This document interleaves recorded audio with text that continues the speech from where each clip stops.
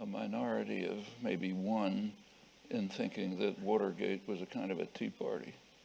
Actually, I was asked to write about Watergate right away by the New York Review, and I agreed, but I said I would write only if I could explain that it didn't amount to anything. In fact, it was pretty striking. The Watergate exposures came out at the very same time as the exposures of COINTELPRO. Same time. COINTELPRO was a massive government criminal operation directed against the population that went through 4 administrations, mainly Kennedy and Johnson and Nixon started a little earlier. And it targeted virtually all critical thought and action for not only surveillance, but for disruption. It went way beyond the Snowden case. It went as far as literal political assassination. In fact, right at the time of Watergate, there was an exposure of the fact that in 1969, in one of the COINTELPRO operations, this is an FBI operation. FBI is the National Political Police. So they were trying to destroy the black movements, and they really decimated them. Mostly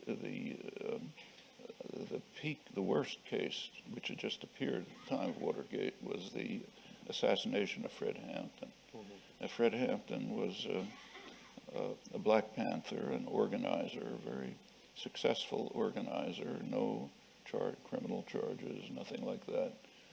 He was organizing in the Chicago ghettos.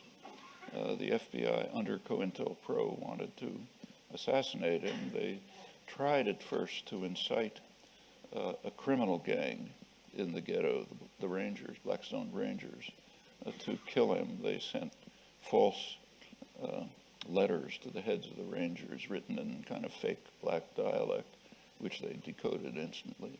The FBI is not very smart, to try to tell them that, that Fred Hampton was going to go after them, so they'd react, but they didn't. What happened is that the FBI had implanted an informer who was Hampton's bodyguard, and they gave false information to the Chicago police about guns in the apartment.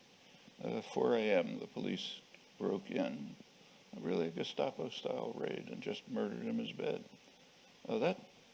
That act alone just swamps all of the Watergate exposures. And interestingly, it was barely reported. And that's only one. I mean, they went a lot of other things under COINTELPRO, which was far more serious than Watergate, and I think more serious than the NSA.